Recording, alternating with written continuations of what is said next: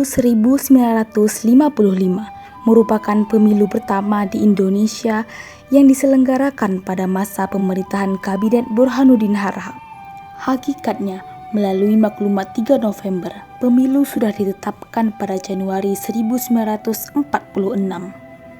Pasca kemerdekaan, partai politik terbagi dalam beberapa ideologi, seperti nasionalis, Islam, komunis, dan sosialis. Namun, pemilu 1946 batal dilaksanakan sebab kondisi negara yang belum stabil, tidak adanya perundang-undangan, dan rendahnya keamanan negara. Hal ini tidak membuat para pemimpin Indonesia patah semangat. Pemerintah dengan tanggap melaksanakan pembahasan pemilu, ditandai dengan Undang-Undang Nomor 27 Tahun 1948 yang lalu diubah dengan Undang-Undang Nomor 12 Tahun 1949. Pada masa Kabinet Wilopo, disahkannya Undang-Undang Nomor 7 Tahun 1953 tentang pemilu, yang menjadi dasar hukum pemilu 1955. Sejak saat itu, kampanye mulai disuarakan di mana-mana. Kampanye dilakukan melalui pemutaran film dan iring-iringan kendaraan roda 2 dan 4, serta ceramah dan rapat umum di alun-alun kota. Pada 31 Mei 1954, pemerintah membentuk Panitia Pemilihan Indonesia yang diketuai Hadi Kusumo dan Rustam Sutan Palindih sebagai wakil ketua. Selanjutnya, PPI secara resmi dilantik Presiden Soekarno pada 28 November 1954.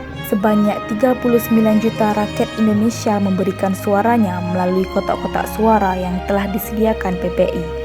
Pelaksanaan pemilu pertama dibagi dalam 16 daerah pemilihan yang meliputi 208 kabupaten, 2.139 kecamatan, dan 43.429 desa.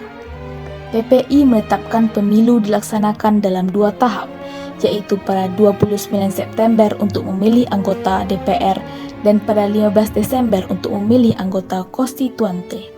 Hasil pemilu anggota DPR diumumkan pada 1 Maret 1956. Anggota DPR hasil pemilu dilantik oleh Presiden Soekarno pada 24 Maret 1956. Sementara itu, hasil pemilu anggota konstituante diumumkan pada 16 Juli 1956. Terdapat 4 partai yang memperoleh suara terbanyak untuk anggota DPR dan konstituante. Pemilu 1955 memiliki dampak signifikan terhadap politik dan pemerintahan Indonesia. Di antaranya pluralitas politik, legitimasi pemerintahan, kebangkitan PKI, dan awal dari demokrasi terpimpin. Kata demokratis terbentuk sebab pemilu 1955 dilakukan dengan bebas, jujur, dan terbuka.